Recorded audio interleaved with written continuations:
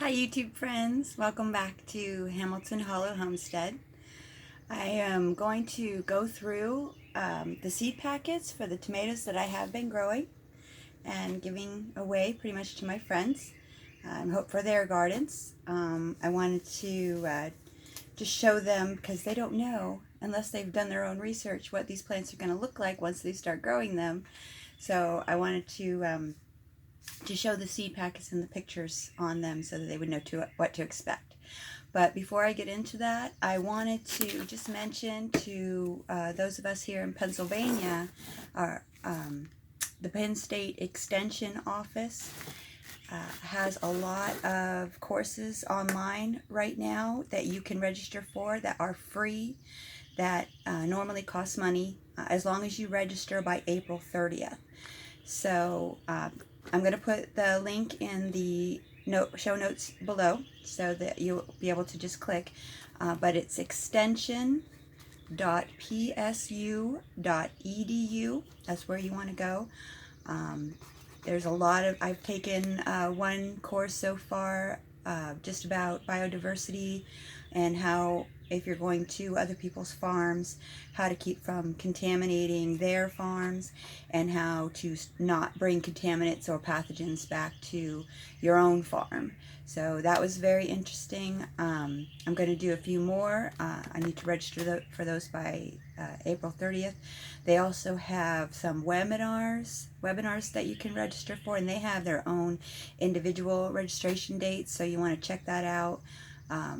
If you go to this extension.psu.edu, first it shows you the classes, the online classes that you can register for free, and then there's articles, and then below that is the webinars. There's one for soils and fertility happening on April 28th. Living on a few acres is May 2nd. Growing fruit is May 12th. Backyard chickens is May 19th. Beef, sheep, and goats is May 26th. Food preservation is June 2nd. And home butchering is on June 9th. So if you're interested in those, please go to the website and learn how to grow your own food, because that's what we do here. So anyway, what I'm going to do now, I'm just going to run through these packets, and I'm just going to let you know some of the packets, some of the tomato seeds that I didn't plant yet, that I'm going to plant at least a handful of these varieties so that I can collect seeds for next year. But the ones that I've planted here, and pepper plants and eggplants, one of the ones that are pretty common is the Roma tomatoes. That's backwards. Sorry, I didn't switch it. But these are the Roma tomatoes that I planted. I got about 5 of those.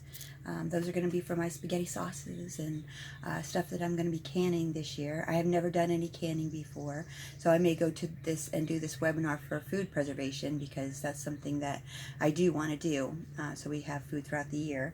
I showed you guys the blueberry tomatoes pretty often because I was real excited about that, and I hope that they taste like blueberries. I don't know if that's gonna be the case, but we'll see. These are the Kellogg's breakfast tomatoes. It's a big yellow slicer. One of Jess's favorites over at Roots and Refuge Farm. Another one of her favorites is the Dr. Wychees. Forever to be named Dr. Witchies, thanks to Jess. All of these seeds are from Baker Creek Heirloom Seeds. They don't sponsor any of my videos, but that's where I decided to buy my seeds from this year. And so far, they've just done stellar. These are the currant tomatoes, which I learned from my friend Kathy that these are currants. These are the Hartman's yellow gooseberry tomatoes. They look yummy. I chose a lot of yellow and orange tomatoes because they're lower in acid, but I did do some red ones too, just because they're so pretty.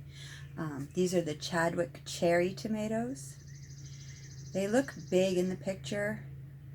I hope that they turn out that big when we get them. Those are the ones, I'm going to put these in the dehydrator, and the blueberry tomatoes in the dehydrator, and see how those turn out so that I can maybe package those in oil for later on in the year.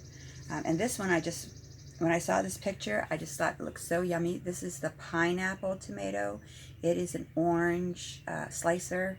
it just looks so good. So I had to get that one.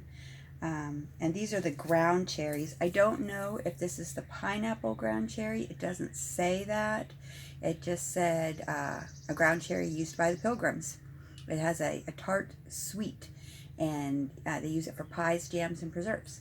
So it's more of a tomatillo family, I think, because it has the paper around it that gets all papery, that you can peel off whenever you harvest them.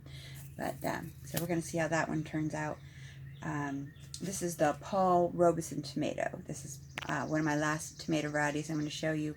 This is another dark tomato that it looks just so yummy, and I can't wait to try it. The other seeds that I grew, the seedlings that I grew were this the Black Beauty eggplant, the Hungarian hot wax, which we're hoping to do pepper rings and some canning for those. I bet they would be great stuffed. Some banana peppers, which are part of the same family. They're both hot peppers. I did do some jalapenos because I love to make pico de gallo, so I had to have some tomatoes and jalapenos to do my pico de gallo.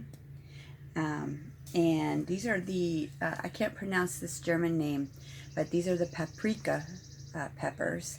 And I'm going to try these because I love paprika, and I'm hoping to put those in the dehydrator too, dry them, and ground them up to make my own paprika powder for my cooking. This is another one of Jess. This is a variety that Jess grew and was prolific in her garden, and they just looked so interesting. I had to try them. These are the arroz con pollo pepper, the rice with chicken pepper, even though it is the scientific name here on the back of the pepper says they're Chinese, I think. So we'll just see how those turn out. And then I did do a couple of bell peppers. One is the bullnose pepper, which is a green pepper that if you leave it on the plant long enough, it will ripen to a red pepper, bell pepper, sweet. And then this is the Cal Wonder pepper that I did. I used red bell pepper and yellow bell pepper in my chili and fajitas, so I needed to have some red bell peppers for my cooking. And then this was, whenever you order from Baker Seeds, you order so many packets and they give you some free ones. So they sent me some dill with this order. It has grown, and it tastes like dill pickles. I've never grown dill before, but I'm surely going to cook with it now. So those are the seeds that I've already started. Here are some tomato varieties. Like I said, I'm going to start these soon so that I'll be able to grow them this season. I can't pronounce this either. The Principe Borghese tomato. So I've never grown that, so I'm going to try that one out. I'm going to try the Jujube cherry tomatoes. They look delicious. The raspberry Liana is what I'm going to try, that one too.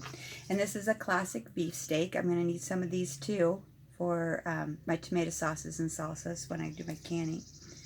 This is a different kind of Roma. This is a Martino. This is Martino's Roma, and it looks like it's a little bit more on the orange side than red side. So that's going to just be a little bit of variety. And this is a large barred boar tomato. This was a green striped one. I wanted to get something with a little bit of contrast, so that just looks delicious and really big slicer. And this is the Napa Chardonnay cherries that just look delicious. And I wanted to try those cherries. And this is just a regular tomatillo. I have not done much cooking with tomatillos, but I do like them. So I'm going to try to grow some tomatillos. And then I was looking at these. This is another packet that they send for free because my order had so many packets. So this is a purple Russian tomato. It doesn't show a picture, but it's got a few seeds in here. So I'm going to plant at least a handful of these ones to save the seeds off of them and have some more seeds for another season. So that's what's going on today. please, if you're thinking about starting a garden, there's no better time. You don't need anything fancy to start. The most expensive thing that a new gardener will have to pay for probably is good soil. So if you know someone who has animals who might give you some composted manure, that's the best place to start, especially if you don't have money to go to the store to get soil. I show some things on my channel to where you can use regular household things that you would normally throw away. It can be used in your garden to start seeds, and you don't need a whole lot to do it. And I just want to encourage you, if I can do it, you can do it. But thanks for watching this video, and I hope to see you again soon. Take care, stay safe, stay home.